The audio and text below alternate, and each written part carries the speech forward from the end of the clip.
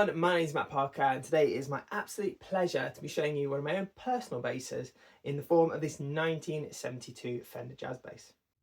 But before we get down to my 1972 Jazz, please remember to like and subscribe as it really helps me grow the channel. Right, let's get back to it.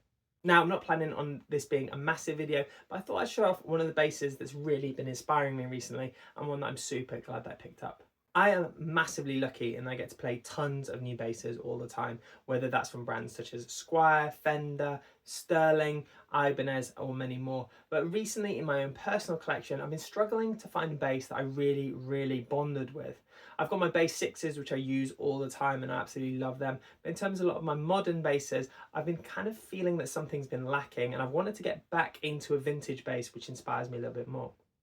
Now, one of the good things about being friends with the guys at Vintage Bass Room is that not only do they send me a ton of cool stuff to play for videos, but they're also really cool in terms of sending me stuff that they're getting in. And when I saw this particular 1972 Fender Jazz bass, I just immediately thought it was a really interesting and cool looking instrument. Fast forward to me thinking about it for about 2 weeks, and I just knew it had to come home with me. So luckily enough, I was in a position where I did manage to buy it, and it's really quickly become one of my absolute favourite basses. In fact, it's the one that's on the front of my rack. It's the one I've been doing all my recording with recently, and I've been taking it to all my gigs as well, and I absolutely love this bass. So because it's a 1972 Fender Jazz bass, it has a couple of key differences between earlier 60s jazz basses and later 70s jazz basses, which makes these late 60s and early 70s jazz basses kind of a sought after model in some ways, because it's almost like a best of both worlds at that beginning of the CBS era, before kind of some of the more questionable choices with the jazz bass design took over. So looking at the headstock, we'll see it's got that late 60s, early 70s Fender Jazz Bass decal. Now the headstocks on these, rumour has it, are still finished in nitro. It would explain a lot of the checking. And moving it over, we can see it's got these nickel Fender stamp tuners. These particular ones have seen a lot of action. They've got a lot of patina, but they still hold tune really well. They feel great. And so I've got obviously no intention of replacing them. The nut itself is the classic 38mm Fender Jazz Bass nut spec, which we'd come to expect from this particular bass. But the fingerboard radius, we should mention, is 7.25-inch fingerboard radius. Now what that means is that the fingerboard radius is a lot more kind of vintage correct, so it's quite round front to back. What that means is you can't always get the lowest action. Now on this particular example, I'm managing to run 1.8mm on the low E on the 12th fret and 1.6mm on the G, but I probably wouldn't be able to get it any lower with that kind of fingerboard radius and the current fretwork. That being said, that's plenty low enough for me on this particular style of instrument. As we can see, the fingerboard itself is rosewood and it has these block acrylic inlays. This is a feature which would have come in around about 1966 and stayed with us throughout the 70s. We can also see that the fingerboard is bound. Again, this is something that would have come in during the CBS era, and that is something that kind of stayed with us all the way up to the 80s.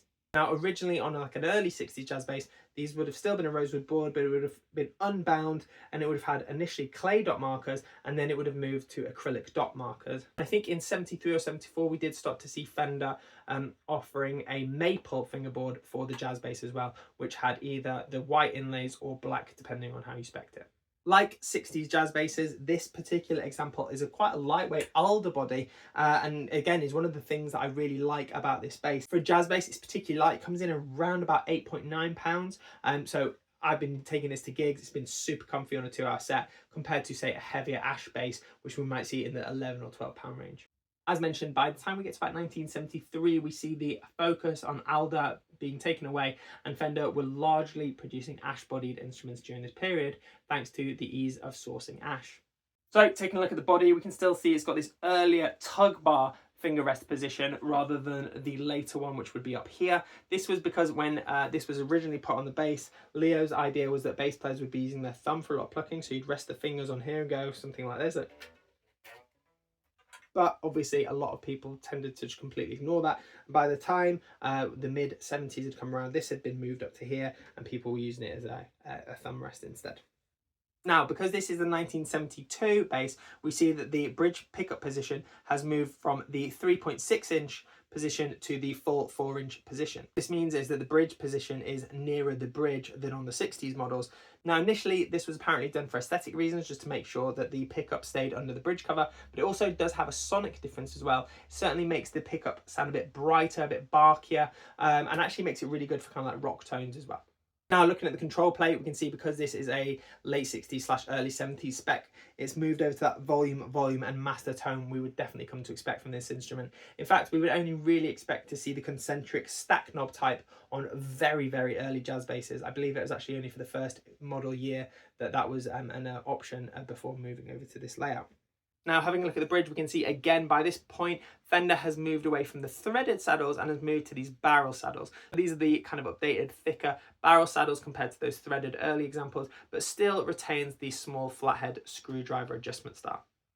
And just briefly, we can see that the bass is wearing its original taut guard as well. Now, because this is quite old plastic, it is starting to lift a tiny little bit. Now, this would obviously usually have a pickup cover, which has been removed just because it's easier to play it like that. But that was one of the things keeping this edge of the pick guard down as well.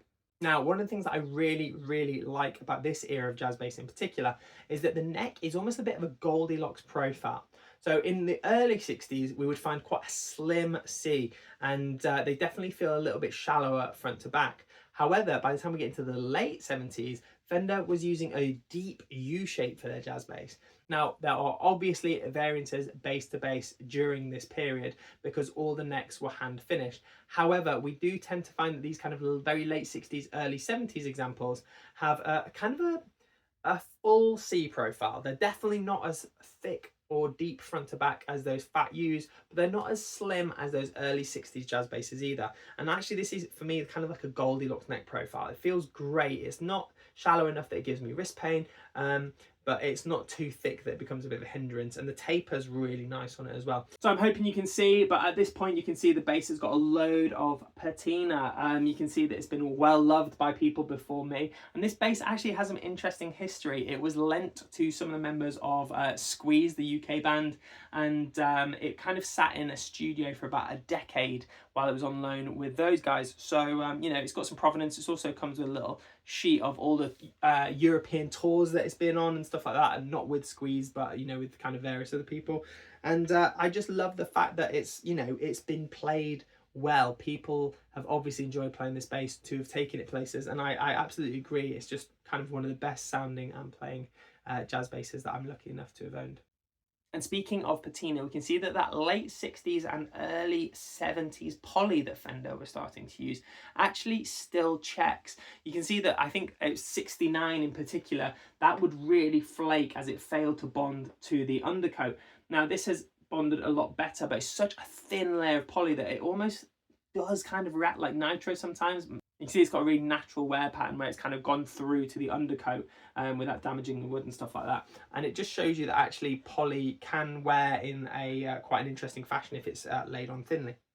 Now, I know you'll be interested to hear what this bass sounds like, and I must say that in terms of just getting your bass to sit in a mix well, I've been using this for recording recently because it's just one of those basses you plug into a DI and it sounds great.